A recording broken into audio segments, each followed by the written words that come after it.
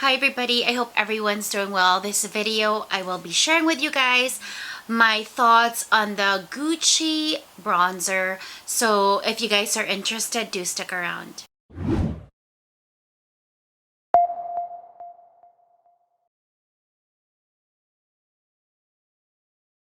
Hi everybody, welcome back to my channel. If you're new here, my name is Christina. I do product reviews on luxury beauty, skincare, and makeup. Occasionally, I will share a luxury accessory review or a vlog here and there. So this has been long overdue. I've had this powder since it launched, which was about August of last year. I never really came around to doing a video on this, and I'll share with you guys in a bit why. But this is the Poudre de Beauté Beauty Powder Bronzing Powder in number 3 Eclat Soleil from Gucci. And of course, you guys have seen the packaging. It is like this teal with a gold Gucci logo and then the gold packaging, which is really pretty cute. This is how it looks like. It has a little design embossing on the powder, and then it comes with a brush. Let me just open it. It comes with this little brush. So I'm gonna apply it actually, you guys. I don't have this on my skin right now. I'm gonna apply it live with you guys and show you how it looks. Obviously, I have not used this for it. I'm actually gonna try using this with it. Is my mic on? So I'm going to begin by using this one. Here it goes. I'm pretty scared because I don't usually use packaging brushes. But anyway, so this is number 3. Let me do a swatch for you guys. So that's how it looks. And okay. So that is number 3. And I'm just going to grab a little here. Oh my god. That is pigmented. I am so scared, you guys. Oh my god. I don't think this brush is functional because I just tapped all the product out. So there's the product. I'm kind of scared to use this brush, but anyway, let's do it. Oh my god. Okay, let's just do it here then. Okay, so definitely not a usable brush, you guys. I'm gonna get my bronzing brush from Sephora. Give me 1 second. I'll be back.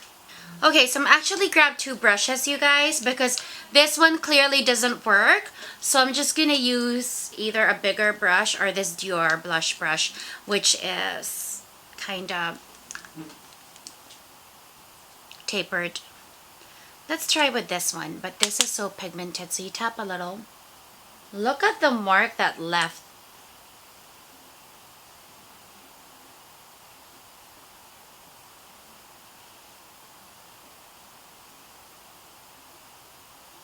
I don't like this mark.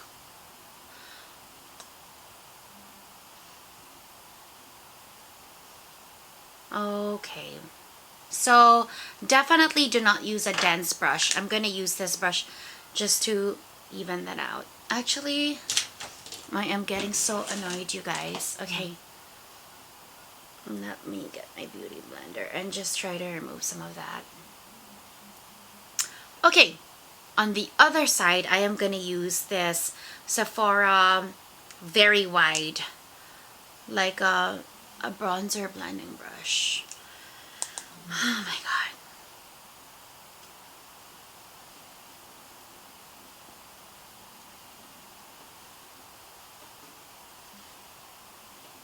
Wow, look at that color. I'm gonna use the brush,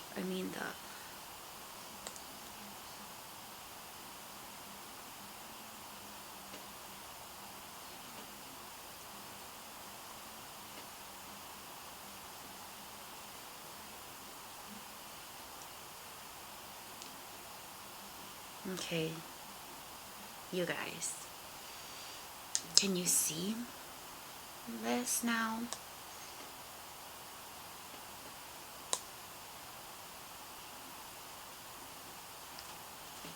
Okay, So that is the bronzer, you guys. And I'm gonna begin by sharing with you guys initially when I purchased this what I thought. And I think that's also one of the reasons why I never really made a video on it. It was such a hyped product when it launched that I was so excited to have it actually. And as soon as I could get my hands on it, I did at Hope Renfrew here in Canada. So let's begin with the color number 3. I don't know if the girl gave me the wrong shade or under the lights of the department store it looked different, but definitely this is too much of a red, warm, almost orangey color on my skin tone. I'm a MAC NC30 or in Dior, I'm a 2 neutral or 2.5 or 2W. But definitely this shade specifically pulls a little orangey for my taste and a little too much red for me. So I wasn't a fan right off the bat color wise.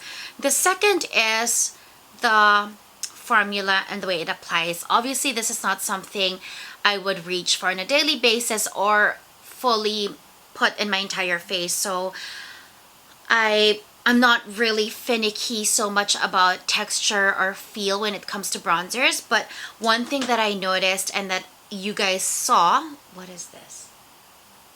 When I was applying it with different brushes and including the brush that it comes with, is it's not forgiving or blendable in a nice way, which is something that is a criteria for me when it comes to designer or luxury makeup. Regardless of what the product is, it has to be impeccably easy for the user to apply and to achieve a nice finish or a nice blendable look without trying so hard. And to me, that's what I put a premium in when I have a luxury or designer product. And so just from the 3 applicators, you guys, and even with the Dior tapered blush brush, you could see the cuts. Like, it is not forgiving when you apply that powder in a certain area with a very dense or structured brush.